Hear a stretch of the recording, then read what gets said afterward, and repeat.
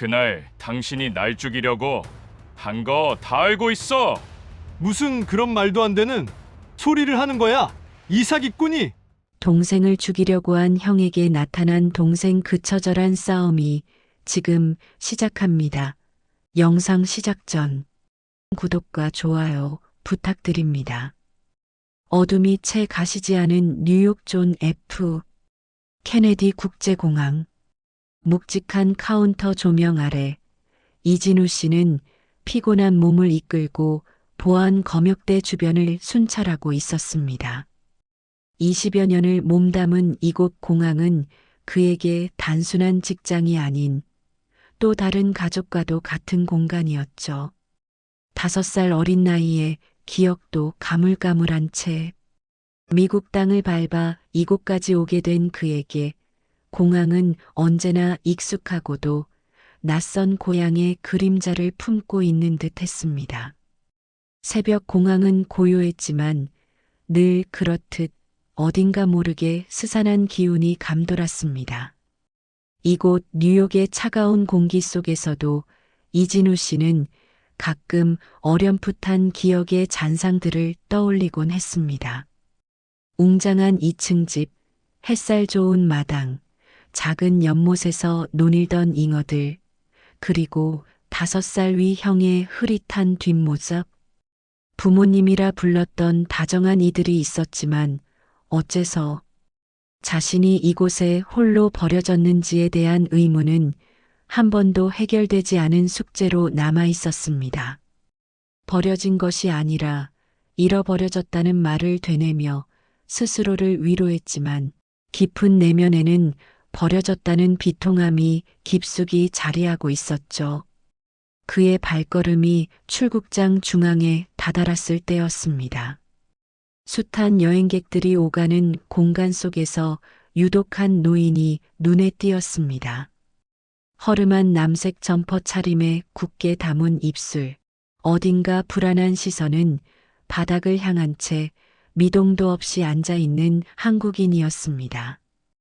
혹시 길을 잃었나 싶어 잠시 살펴보았지만 딱히 도움을 청하는 기색도 없이 그저 앉아만 있었죠. 순찰을 마치고 다시 그곳을 지나칠 때였습니다. 1시간여가 지났건만 노인은 여전히 같은 자리에 앉아 있었습니다. 어딘가 심상치 않다고 느낀 이진우 씨는 조심스레 다가가 말을 건넸습니다. 할아버지, 괜찮으세요? 어디 가시는 길이신가요? 투박하지만 정겨운 한국말이 노인의 귓가를 스쳤습니다. 양부모님 덕분에 잊지 않고 이어온 모국어였죠. 노인은 희미한 눈빛으로 이진우 씨를 올려다보며 답했습니다. 아들이 여기서 기다리라 해서 잠시 앉아 있소. 그의 목소리에는 어딘가 모르게 허탈함과 함께 깊은 피로감이 배어 있었습니다. 이진우 씨는 점심시간이 되어서야 잠시 자리에서 일어설 수 있었습니다.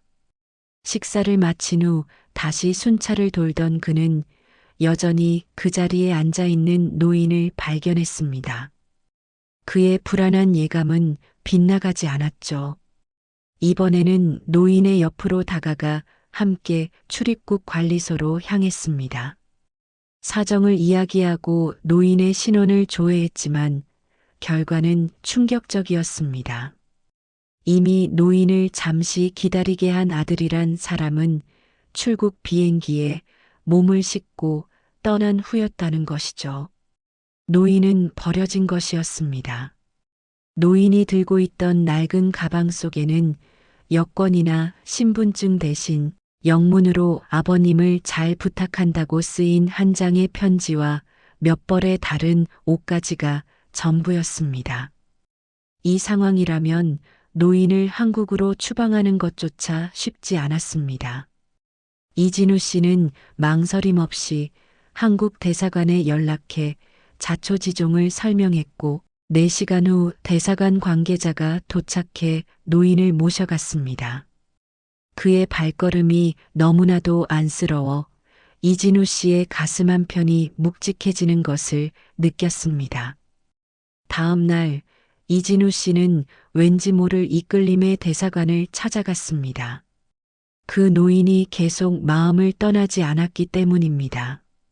대사관 측에서는 당장 한국으로 모실 수는 없고 일주일 정도 후에 모실 예정이며 그동안은 양로원과 비슷한 곳에 머무르게 될 것이라고 설명했습니다. 그는 노인의 외로운 모습이 자꾸만 뇌리에서 맴돌아 결국 집으로 돌아와 아내에게 이 모든 이야기를 털어놓았습니다. 미국 경찰인 그의 아내는 냉철하지만 따뜻한 조언을 건넸습니다. 당신 마음에 그렇게 걸린다면 휴가를 내서 매일 찾아가 보는 건 어때요? 아내의 지지 속에서 이진우 씨는 다음 날 아침 식사를 마치자마자 노인을 찾아갔습니다. 그러나 또 한 번의 시련이 그를 기다리고 있었습니다. 노인이 어제 갑자기 쓰러져 병원으로 급히 이송되었다는 소식을 듣게 된 것이죠. 그는 황급히 병원으로 달려갔고 노인이 심장 수술을 받아 지금은 회복실에 있다는 이야기를 들었습니다. 또다시 찾아온 불안감과 알 수 없는 연민이 그의 가슴을 짓눌렀습니다. 집으로 돌아와 아내에게 병원 소식을 전하자 아내는 망설임 없이 내일은 함께 가자고 말했습니다. 다음 날 병원에서 노인을 만난 아내는 그를 보며 깜짝 놀랐습니다. 여보, 저 할아버지가 당신이랑 어딘가 많이 닮은 것 같지 않아요? 이진우 씨는 아내가 동양인을 모두 비슷하게 보는 줄로만 생각했습니다. 그런데 곁에 있던 한국인 간호사까지 혹시 아버님이세요? 라고 묻자 그는 자세히 노인의 얼굴을 들여다보았습니다. 그리고 순간 심장이 쿵 떨어지는 듯한 기시감이 들었습니다. 분명 어딘가 자신과 닮은 것 같았습니다. 이어진 간호사의 말은 그에게 더욱 충격을 안겨주었습니다. 그녀는 한국인이었지만 미국인과 결혼하여 미국에 와서 살고 있다고 했습니다. 그녀의 말 한마디 한마디가 마치 운명의 끈처럼 느껴졌습니다. 그날 저녁 식사 자리에서 아들은 장난스럽게 말했습니다. 아빠, 혹시 저 할아버지가 친아버지는 아니세요? 모르는 일이잖아요. 유전자 검사라도 해봐야 하는 거 아니에요? 아들의 말은 그저 지나가는 농담이었을 테지만 이진우 씨의 머릿속에는 진짜 아버지일까? 하는 의문이 떠나지 않았습니다. 이튿날 그는 양부모님 댁을 찾아가 이 모든 이야기를 털어놓았습니다. 양부모님은 그의 손을 꼭 잡아주시며 말씀했습니다. 부모와 자식은 이상하게도 멀리 떨어져 있다가도 피가 끓리듯 알아본단다. 분명 무슨 인연이 있을 게야. 양부모님의 이야기에 그의 가슴 속에는 더욱 복잡한 감정이 피어났습니다. 그리고 일주일 후 노인이 일반 병동으로 옮겨졌다는 소식에 이진우 씨는 다시 병원을 찾았습니다. 노인은 그를 보자마자 반갑게 맞아주며 연신 고맙다는 말을 반복했습니다. 그날 이진우 씨는 노인과 깊은 이야기를 나누었습니다. 노인은 가끔 기억이 깜빡인다고 하면서도 자신의 기구한 삶을 조용히 이야기하기 시작했습니다. 이진우 씨는 왜 아들 이름과 주소를 말하지 않았는지 조심스레 물었습니다. 노인은 깊은 한숨을 쉬며 답했습니다. 내가 버려진 걸 아는데 찾으면 내가 더 슬프고 미쳐버릴 것 같았소. 그래서 아무 말도 할 수 없었지. 노인은 작은 사업체를 운영하다가 아들에게 물려주었지만 아들은 회사를 엉망으로 관리했다고 합니다. 노인이 이를 바로잡고자 전문 경영인에게 맡기려 하자 아들은 본색을 드러내며 그를 죽이려고까지 했다는 충격적인 이야기를 전했습니다. 2년 전 사고로 돌아가신 할머니의 죽음도 찜찜하게 느껴진다며 재조사하려 하자 아들이 그를 미쳤다고 몰아붙이며 정신병원에 가두려 했다고 합니다. 내가 입양아라서 사랑이 부족해서 그렇게 자란 건지 모르겠어. 노인은 눈물을 쏟으며 흐느꼈습니다. 이진우 씨는 알 수 없는 슬픔과 분노에 휩싸여 노인의 어깨를 감싸주었습니다. 사흘 내내 병원을 찾아 노인의 말벗이 되어주자 노인은 그동안 감춰왔던 더 깊은 이야기들을 털어놓았습니다. 결혼 후 3년 동안 자식이 없어 갓난아기를 입양해 키우던 중 5살이 되던 해 아내가 임신을 하여 아들을 낳았다고 합니다. 자신들은 두 아이를 똑같이 사랑했다고 생각했지만 입양하였던 첫째 아들은 그렇게 느끼지 못했던 것 같다고 했습니다. 노인은 자신이 입양하라는 것을 모르는 줄 알았지만 8살 때 어머니 할머니께서 태어난 아들 친아들을 보며 이 아이가 일찍 태어났다면 입양 안 했을 텐데 더 말리지 못한 게 한이다라고 말하는 것을 그가 들었던 것 같다고 이야기했습니다. 그 말에 노인은 자신이 입양하라는 것을 그때 알았을 것이라며 자책했습니다.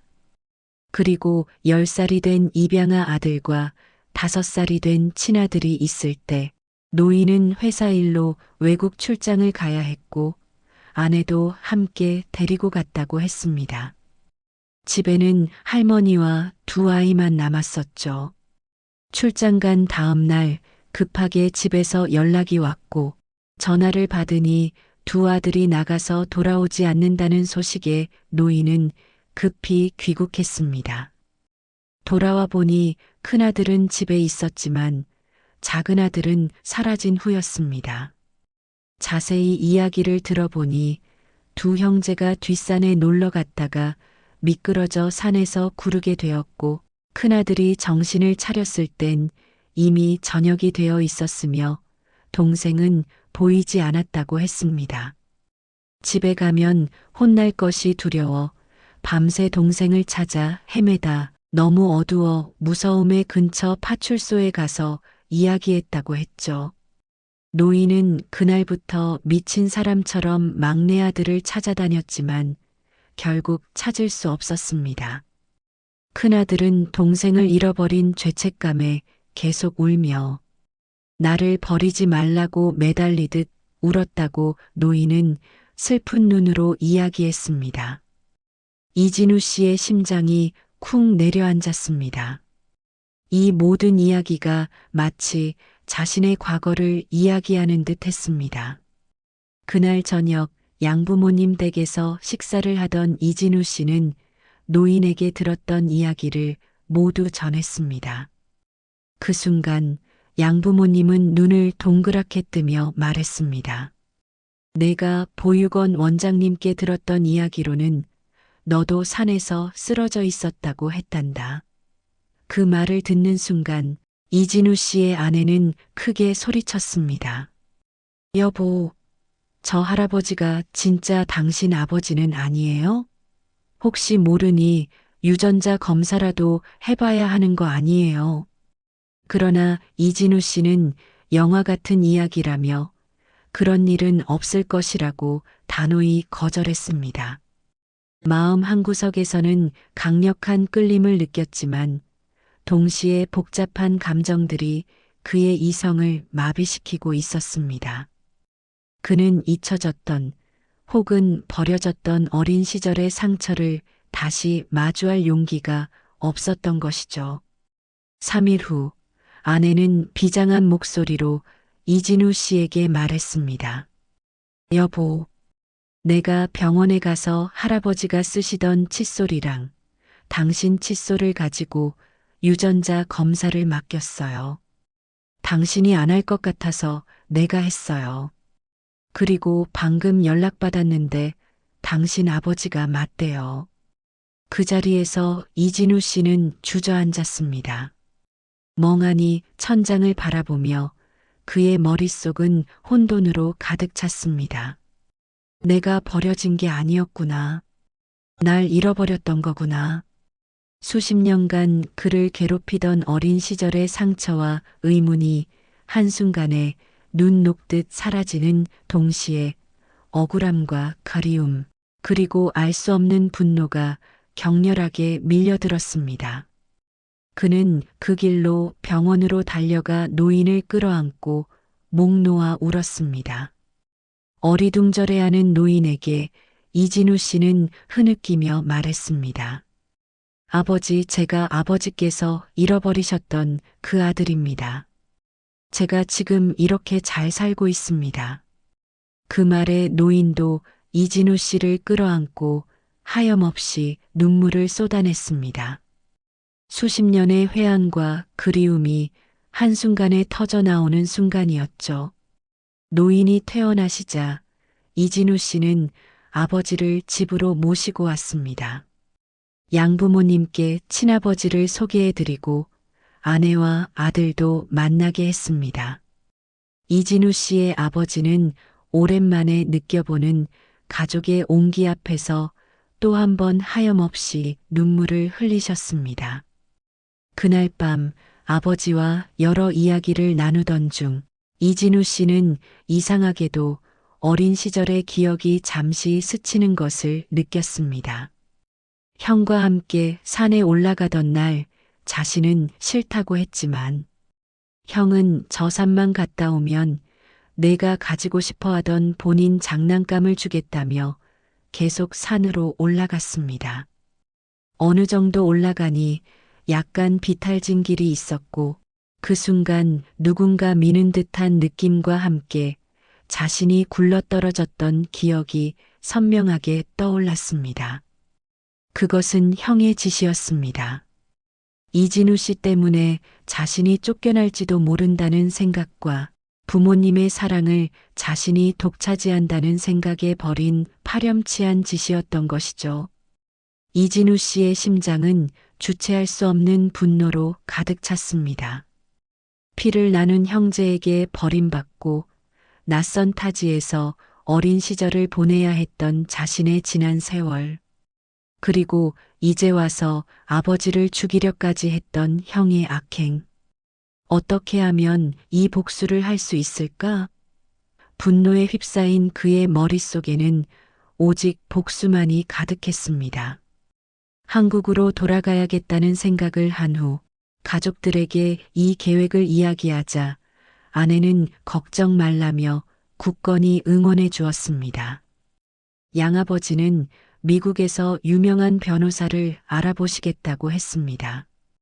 양아버지의 친구분들 중 변호사가 많아서 좋은 변호사를 찾는 것은 쉬울 것이라고 하셨습니다. 그렇게 아버지가 어느 정도 회복하신 다음 이진우 씨는 아버지와 함께 한국행 비행기에 올랐습니다. 한국 도착 후 호텔을 잡은 이진우 씨는 일단 양아버님께 연락을 드렸습니다.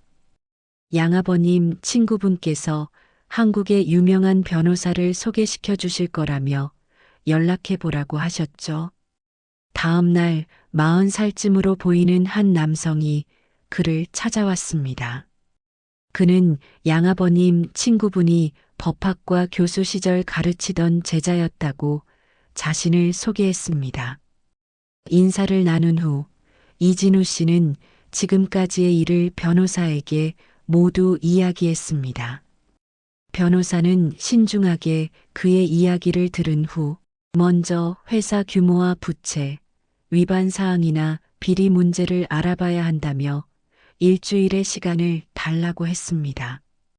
그러면서 절대 형이라는 사람에게는 연락하지 말라고 단호히 경고했습니다.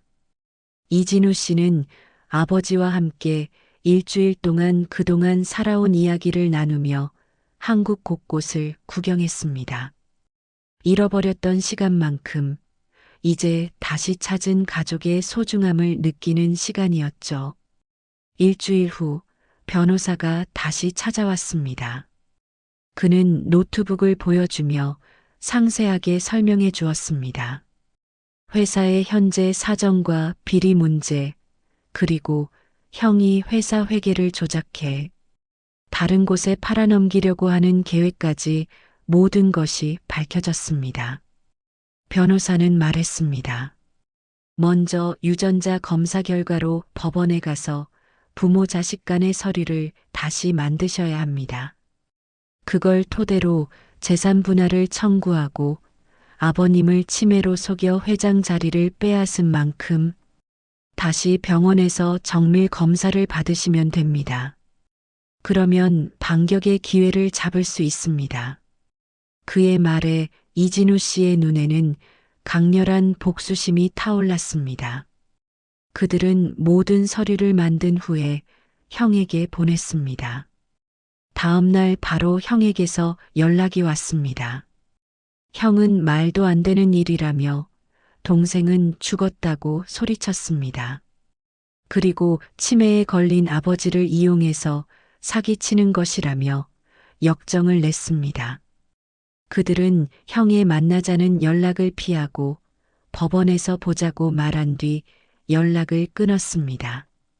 법원에서 처음 만난 날 형은 가증스럽게도 아버지를 보자마자 눈물을 흘리며 그동안 어디 가셨었냐고 여태 찾아다녔다고 어디서 이런 사기꾼을 만나서 고생했냐며 능청을 떨었습니다. 그러고는 이진우 씨를 고소했으니 알아서 하라며 큰 소리를 쳤죠. 재판이 시작되자 그들은 여태껏 준비해 온 모든 서류를 제출했습니다. 아버지 가방에 있었던 쪽지와 병원 진단서까지 제출하자 형은 놀라며 이건 사기라며 안절부절 못했습니다. 이제 피할 수 없는 싸움이 시작된 것입니다. 이진우 씨의 지난 세월과 아버지의 고통을 짓밟았던 형의 악행이 백일하에 드러날 순간이 다가오고 있습니다. 법정의 공기는 얼어붙어 있었습니다. 재판이 시작되자 이진우 씨와 김도현 변호사는 지난 일주일간 끈질기게 모아온 증거들을 하나둘 제출하기 시작했죠. 노인, 즉 이진우 씨의 친아버지 이정우 회장님의 가방 속에서 발견된 아들 이한재의 영문 편지, 그리고 노인에게 치매 진단을 내렸던 병원 기록이 증거로 제시되었습니다. 법원에서는 노인의 의사를 확인하기 위해 정밀 건강검진을 명했고 그 결과는 충격적이었습니다. 노인은 치매 증세가 전혀 없는 정신이 매우 맑은 상태였습니다. 오히려 오랜 기간의 스트레스와 충격으로 인한 일시적인 심리적 불안 상태였다는 소견이었죠. 이한재는 그 순간 얼굴색이 파리하게 변했지만 이내 가증스러운 미소를 지으며 고개를 저었습니다. 이건 말도 안 됩니다. 제가 존경하는 아버지께서 왜 이런 사기극에 휘말리셨는지, 저 불온한 자들이 아버님을 현혹시켜 허위 진단을 꾸민 것입니다. 제 동생은 이미 오래전에 죽었습니다. 이자는 가짜입니다. 이한재는 격앙된 목소리로 외쳤습니다. 그는 법정 내 사람들의 동정심을 유발하려는 듯 아버지에게 다가가 울부짖는 신용까지 했죠. 그의 연기는 완벽했지만 그 눈빛에는 날카로운 증오심이 서려 있었습니다. 이진우 씨는 그의 연기에서 형이 가진 악의와 탐욕을 보았고 복수의 칼날을 더욱 단단히 쥐었습니다. 그의 주장은 한 번 더 법정의 웅성거림을 불러일으켰습니다. 버려진 아들이 돌아와 친아버지의 재산을 가로채려 한다는 이한재 측의 주장은 피도 눈물도 없는 드라마를 만들기에 충분했습니다. 이진우 씨의 김도현 변호사는 침착하게 반박했습니다. 이 자리에는 두 분의 유전자 검사 결과서가 제출되어 있습니다. 100% 친자 관계임을 증명하는 이 확실한 증거 앞에서 피고인 이한재 씨는 더 이상 진실을 외면할 수 없을 것입니다. 변호사는 이어서 이한재가 노인을 속여 치매 환자로 몰아넣고 회장직을 찬탈한 정황, 회사 자금을 횡령하여 다른 기업에 매각하려던 비리 자료들을 제출했습니다. 서류들은 빼곡하게 이한재의 모든 악행을 증명하고 있었죠. 이한재의 얼굴은 드디어 경악으로 물들었습니다. 그가 예상치 못한 반격이었습니다.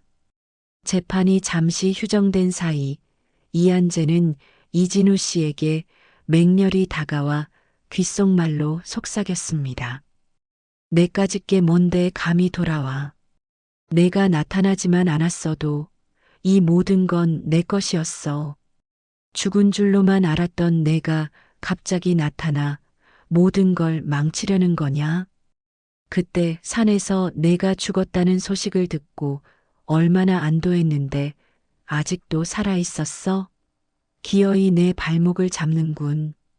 그의 비열한 말투와 멸시하는 눈빛에 이진우 씨의 내면에서는 차가운 분노가 들끓었습니다. 형은 여전히 그때 그 산에서 자신을 밀어 떨어뜨렸던 악마 그대로였습니다. 그는 차갑게 응시하며 대답했습니다. 제가 죽지 않고 살아서 돌아왔다는 사실 평생 후회하게 해드릴 겁니다. 형님이 제게 그랬듯이 저도 형님에게 잊지 못할 고통을 안겨드릴 것입니다. 법정으로 돌아온 후 김도연 변호사는 이한재가 회장직에 오른 후 회사를 방만하게 운영하고 사익을 위해 횡령한 구체적인 증거들을 제시하며 노인의 피해 사실을 강조했습니다. 노인 이정우 회장님은 법정에서 차분하지만 단호한 목소리로 아들 이한재의 만행을 증언했습니다.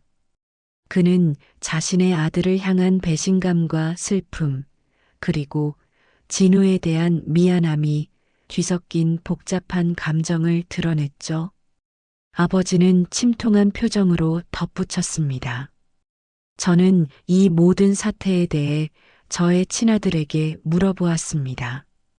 그 아이는 제게 이런 말을 했습니다. 아버지가 회사를 이만큼 키웠으니 이제는 저희가 그 과실을 누릴 차례라고. 노인이 되어서 욕심을 부리지 말라고 했죠. 저는 그 말을 듣는 순간 이 아이가 어디까지 타락할 수 있을지 두려웠습니다. 아버지의 떨리는 목소리는 법정을 숙연하게 만들었습니다. 아버지의 증언은 이한재 측에 큰 타격을 주었습니다.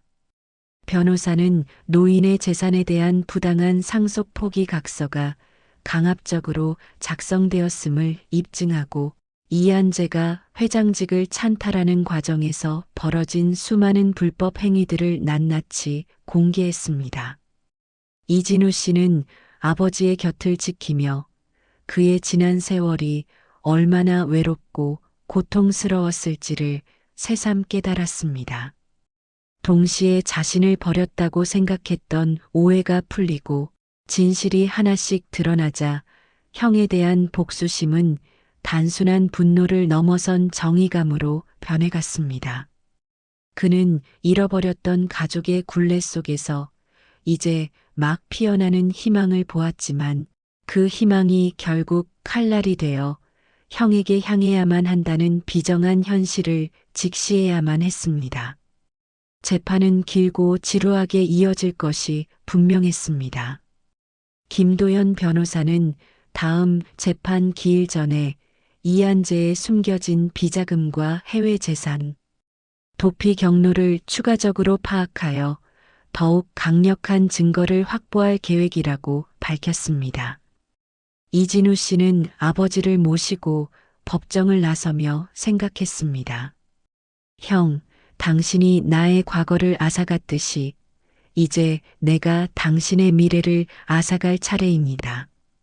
그리고 이 모든 것은 당신이 뿌린 씨앗입니다. 그의 눈빛은 흔들림 없이 차갑고도 단호한 결의로 가득했습니다. 법정의 냉랭한 공기는 재판이 속행될수록 더욱 차갑게 얼어붙는 듯 했습니다. 김도현 변호사는 지난 재판에서 이한재의 모든 악행을 만천하에 드러낼 것이라고 선언했었고 그의 다짐은 결코 허언이 아니었습니다. 이한재가 회장직을 찬탈한 이후 저지른 은밀한 비리들이 서류의 형태로 낱낱이 공개되는 순간 법정 내 모든 이들은 경악을 금치 못했습니다. 김 변호사는 스크린에 복잡한 재무제표와 해외은행 거래 내역을 띄우며 설명을 이어갔습니다. 피고인 이한재 씨는 회장직에 오른 직후부터 치밀하게 회사의 자산을 빼돌렸습니다. 홍콩과 버진아일랜드에 세워진 유령 회사들을 통해 회사 돈 수백억 원이 흘러나갔고 이는 고액의 비자금으로 조성되어 피고인의 사익 추구를 위한 부동산 매입과 고금 유흥에 사용되었습니다. 그의 목소리는 냉철했지만 그 내용은 모든 이들의 혈압을 올릴 만큼 충격적이었죠. 심지어 회사 협력업체 선정 과정에서는 여성 로비스트를 동원한 성상납과 접대까지 있었다는 사실이 드러났습니다. 김 변호사는 구체적인 날짜와 장소, 그리고 관련된 인물들의 이름을 거론하며 이한재의 위선적인 민낯을 여지없이 까발렸습니다. 이한재는 얼굴이 잿빛으로 변해 고개를 숙인 채 변호사의 말을 듣고만 있었습니다. 그의 변호사는 급히 자료가 위조되었다는 주장을 펼쳤지만 김도현 변호사는 이미 법원에서 공인된 국제회계법인의 감사보고서와 증인들의 진술서를 모두 준비해 두었던 터였습니다. 그 증인 중에는 한재에게 더 이상 이용당하지 않겠다며 양심선언을 한 여성 로비스트도 포함되어 있었고 그녀의 진술은 이한재의 추악한 행태를 증명하는 결정적인 증거가 되었습니다. 그녀는 자신과 같은 피해자들이 더는 생기지 않기를 바란다며 눈물로 진실을 호소했습니다. 이진우 씨는 아버지 이정우 회장님 곁에 앉아 이 모든 상황을 지켜보고 있었습니다. 한때는 자신을 보살펴 주었을지도 모르는 형의 탐욕이 이렇게까지 추악할 수 있다는 사실에 그는 깊은 절망과 함께 더 이상 물러설 곳이 없는 강한 분노를 느꼈습니다. 저런 인간이 내 형이라니. 그의 마음속에는 차가운 회한이 피어올랐죠. 아버지 이정우 회장님은 아들의 추락하는 모습을 말없이 지켜보고 있었지만 그 표정에는 이미 모든 것을 내려놓은 듯한 처연함이 감돌았습니다. 재판이 끝나고 법정을 나서는 길, 이한재는 텅 빈 눈으로 이진우 씨를 노려보았습니다. 그의 눈빛은 이미 증오와 분노로 이성을 잃은 맹수와 같았습니다. 그는 이진우 씨에게 다가와 귀에 대고 속삭였습니다. 감히 나를 이런 궁지로 몰아넣어? 내가 행복하게 살았다고 생각하는 그 보육원 후원자들, 내 미국 양부모까지 모든 걸 잃게 될 거야. 내가 겪은 고통을 고스란히 돌려줄 테니 기대해도 좋아. 그의 목소리는 낮고 음산했지만 그 위협은 비수처럼 이진우 씨의 심장을 꿰뚫었습니다. 이한재의 비열한 위협은 이진우 씨의 가장 약한 부분을 건드렸습니다. 그에게 양부모님은 친부모나 다름없는 존재였습니다. 어린 시절 그를 지극정성으로 보살펴 주었고 사랑으로 키워주었으며 모든 면에서 아낌없이 지지해 준 분들이었습니다. 미국에 계신 양부모님에게까지 해코지를 하려 한다는 사실에 이진우 씨는 걷잡을 수 없는 불안감과 분노에 휩싸였습니다. 그는 즉시 아내에게 연락하여 상황을 알렸고 아내는 침착하게 경찰인 내가 알아서 대처할 테니 걱정 말라고 안심시켰지만 이진우 씨의 마음속 불안은 쉽사리 가라앉지 않았습니다. 다음 날부터 이한재는 계획대로 움직이기 시작했습니다. 그가 가진 언론 조작 능력을 이용해 이진우 씨의 양부모님에 대한 악성 소문을 퍼뜨리기 시작했습니다. 미국 부유층 자선사업가 실상은 입양아를 이용해 세금 감면과 명성을 쌓았다. 입양아를 버려진 자식처럼 대하고 친자식에게만 모든 사랑을 주었던 비정한 부모. 이 모든 거짓 정보는 온라인 커뮤니티와 일부 소셜 미디어를 통해 삽시간에 퍼져나갔습니다. 물론 증거는 없었고 대부분 루머였지만 사람들의 입방아에 오르내리며 양부모님의 명성은 서서히 금이 가기 시작했습니다. 이진우 씨는 이런 추악한 방식의 공격에 분노했습니다. 양부모님께 죄책감이 밀려왔습니다.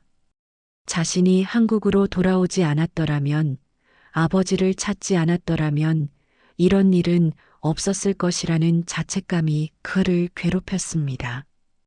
밤늦도록 잠 못 이루는 나날이 이어졌습니다. 이진우 씨는 양부모님께 국제 전화를 걸어 사죄했지만 양어머니는 오히려 진우야, 이 모든 것은 너의 잘못이 아니다.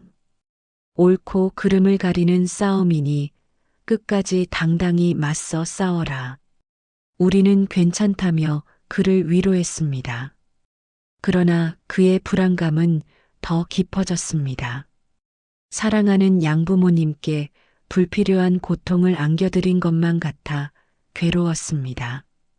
김도현 변호사는 이한재의 언론 조작 시도 역시 추가적인 법적 대응이 가능하다며 이진우 씨를 안심시켰지만 이진우 씨는 이미 법적 절차만으로는 막을 수 없는 감정적인 영역에 깊이 발을 들여놓은 상태였습니다. 복수가 과연 옳은 길일까? 이 싸움의 끝은 어디일까? 사랑하는 사람들을 지키기 위해 나는 어디까지 희생해야 하는 걸까? 이진우 씨의 머릿속은 복잡한 질문들로 가득 찼습니다. 복수심은 여전히 뜨거웠지만 이제는 소중한 것을 지켜야 한다는 더 큰 책임감이 그를 짓누르기 시작했습니다. 그는 문득 자신이 왜 한국으로 돌아왔는지 처음의 동기를 되짚어 보았습니다.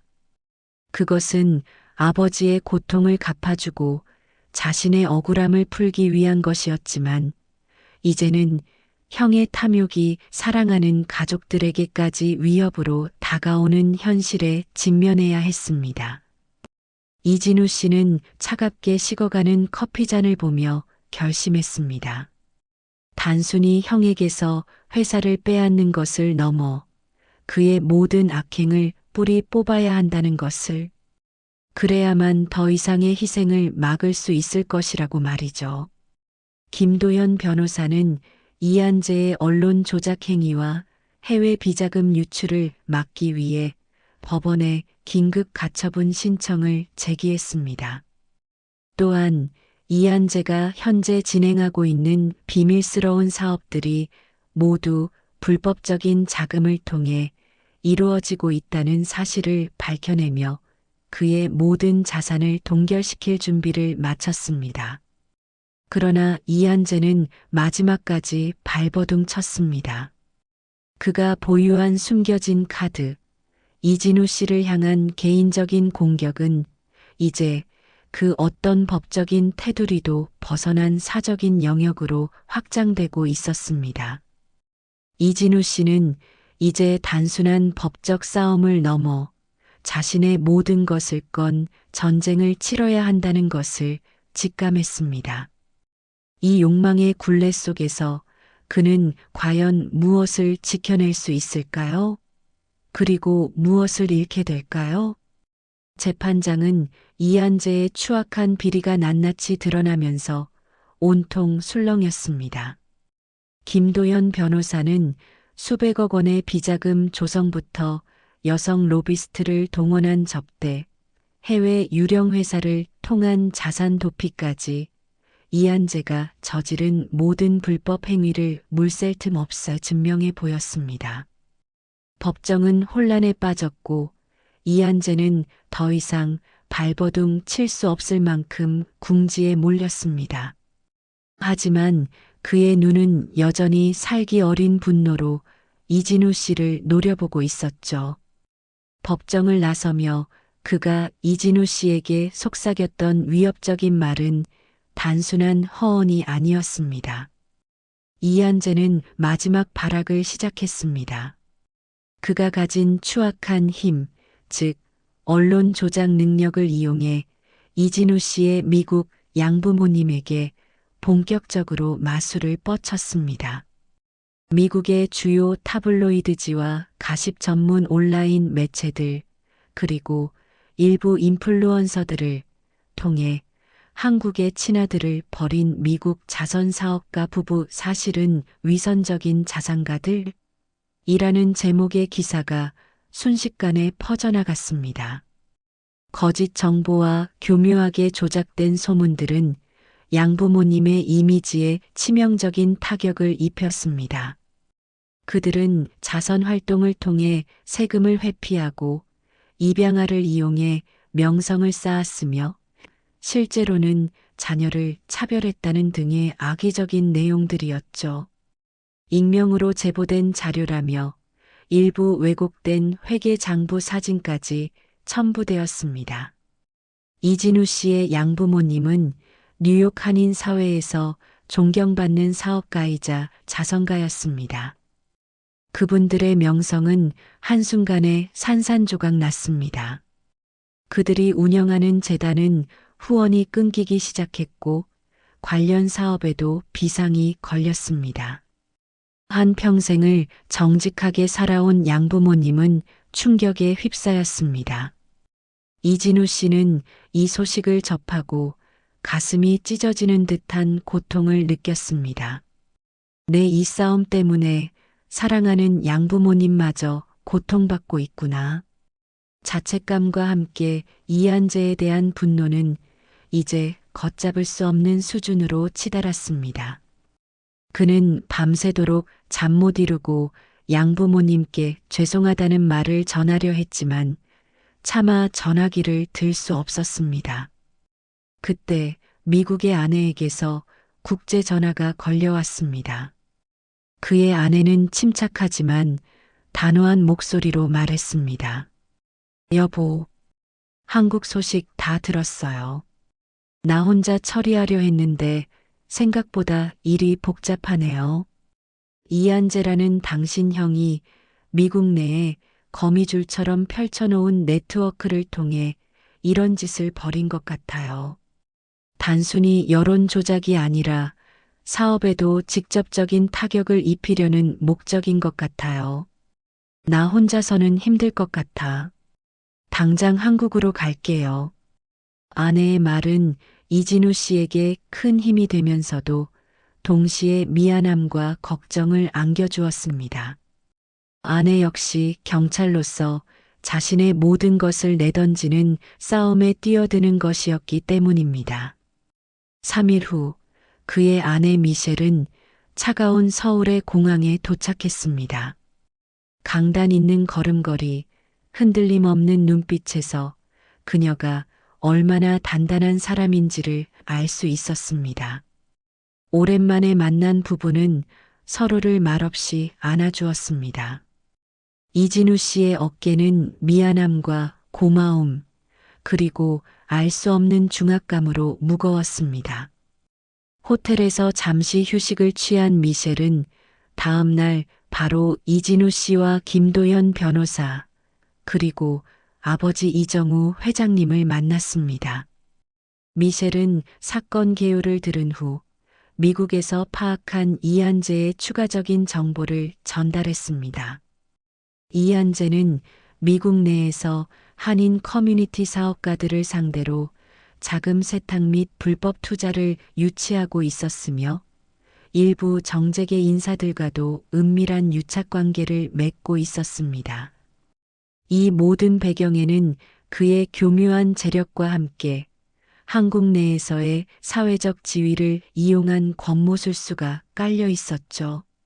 미셸은 냉철하게 분석했습니다. 이한재는 단순히 한국 회사를 빼앗으려는 것을 넘어 미국 내에서도 자신의 왕국을 건설하려 했어요. 양부모님을 공격한 것은 이 모든 계획의 방해물이 되는 당신을 완전히 고립시키려는 수단이었고요. 미셸의 합류는 이진우 씨에게 강력한 조력자이자 든든한 방패가 되어 주었습니다. 그녀는 미국 경찰로서의 경험을 살려 미국 법 체계와 이한재가 구축한 어둠의 네트워크를 파헤치는데 결정적인 역할을 했습니다. 김도현 변호사 역시 미셸이 가져온 정보를 토대로 한국 내에서 이한재를 압박할 새로운 증거들을 찾기 시작했습니다. 이진우 씨의 복수는 이제 개인적인 차원을 넘어 거대한 불법 세력을 척결하는 정의로운 싸움으로 확장되고 있었습니다.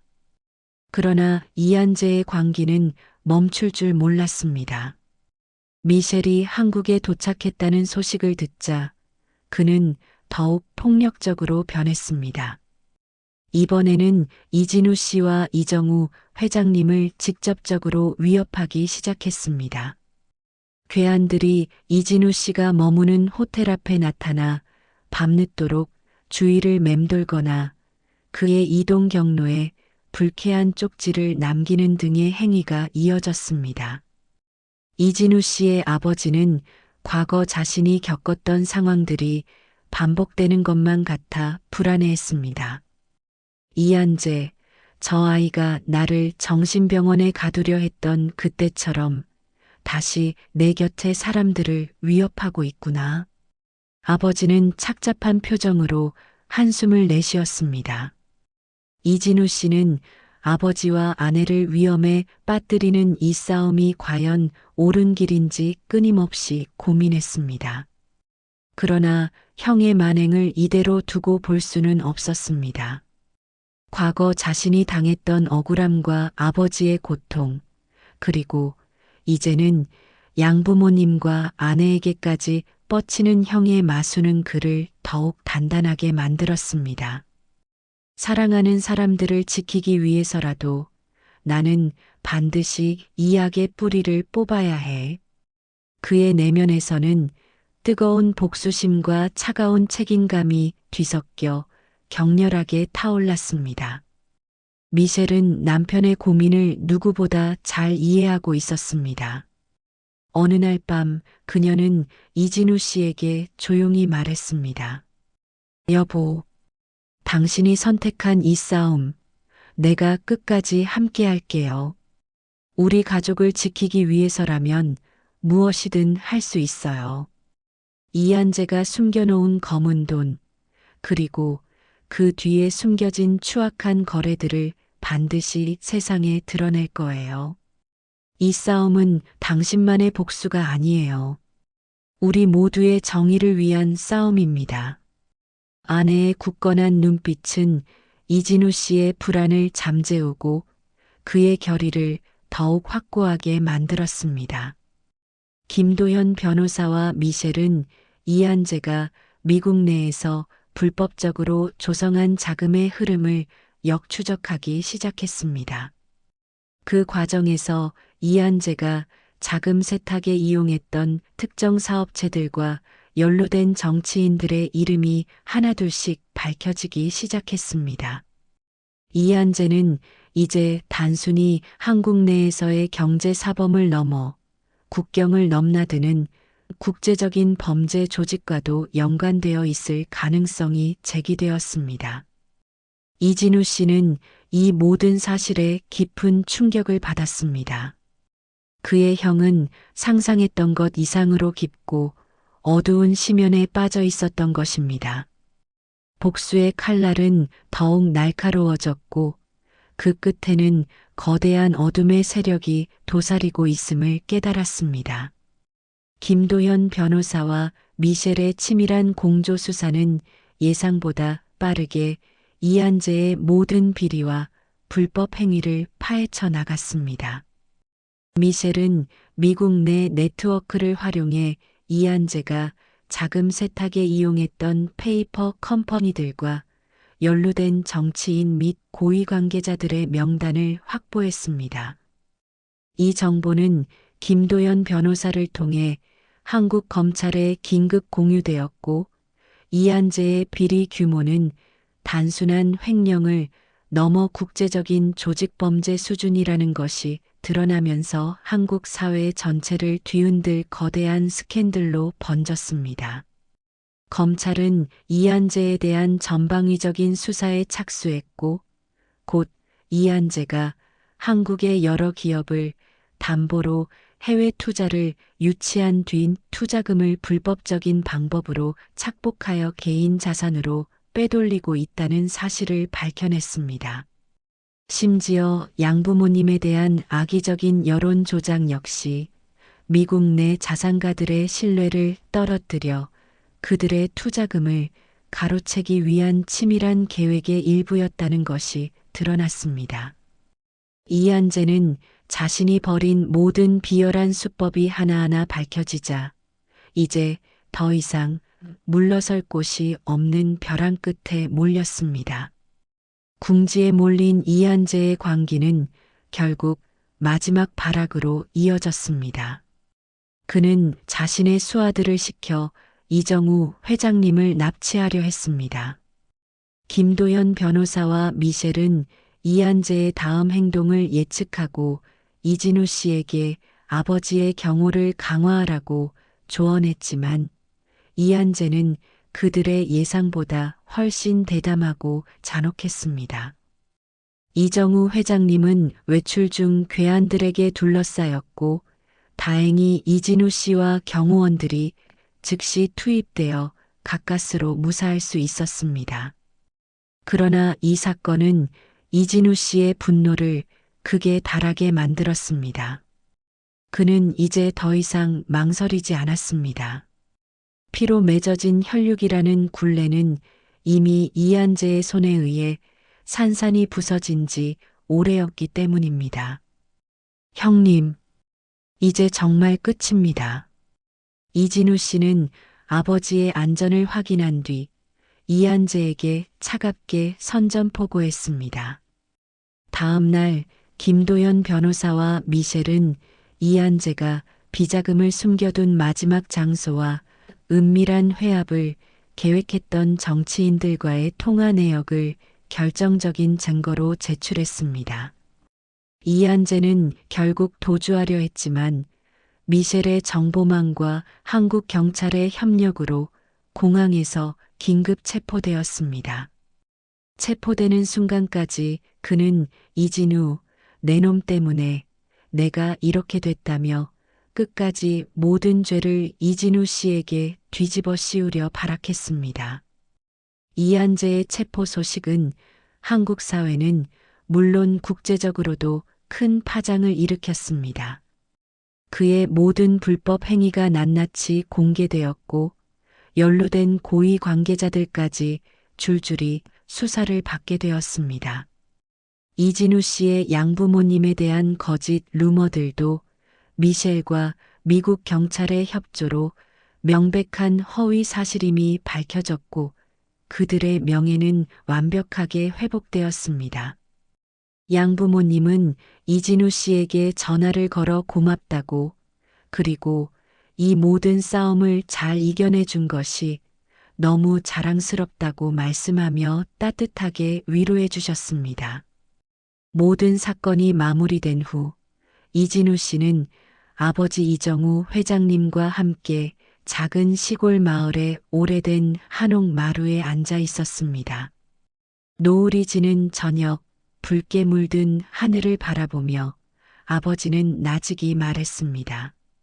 진우야, 이제는 내가 이 모든 것을 물려받아야 한다. 이 회사는 내가 남길 수 있는 유일한 것이고, 너와 너의 가족이 평화롭게 살 수 있는 기반이 되어줄 것이다. 이진우 씨는 아버지의 제안을 받아들였습니다. 그것은 단순한 재산 상속이 아니었습니다. 오랜 시간 동안 아버지가 지켜왔던 삶의 굴레, 그리고 버려졌던 자신에게 돌아온 진정한 가족이라는 이름의 유산이었습니다.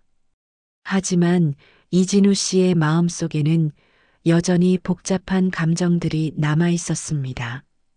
복수는 성공했지만 그 과정에서 입은 상처와 고통은 쉽게 아물지 않았습니다. 사랑하는 가족들을 지키기 위해 그는 스스로를 강철처럼 단련해야 했고, 때로는 비정한 결정을 내려야만 했습니다. 그러나 아내 미셸의 굳건한 지지와 아버지의 따뜻한 눈빛, 그리고 양부모님의 변치 않는 사랑이 그의 마음을 지탱해 주었습니다. 그는 이제 더 이상 어린 시절의 상처에 갇히지 않았습니다. 강렬했던 복수의 욕망은 이제 가족과 정의를 지키겠다는 더 큰 책임감으로 승화되었습니다. 이진우 씨는 앞으로 아버지와 함께 회사를 정상화하고 부정한 방식으로 얼룩진 기업 문화를 바로잡는데 모든 노력을 기울이겠다고 다짐했습니다. 또한 가족이라는 이름으로 저질러진 비극을 다시는 반복하지 않기 위해 자신만의 방식으로 진정한 가족의 의미를 찾아나가겠다고 맹세했습니다. 그의 시선은 멀리 붉게 물든 노을 너머 새로운 시작을 알리는 듯한 푸른 여명으로 향하고 있었습니다. 폭풍이 지나간 자리, 그 잿더미 속에서 이진우 씨는 드디어 진정한 해방과 함께 새로운 삶을 시작할 준비를 마쳤습니다.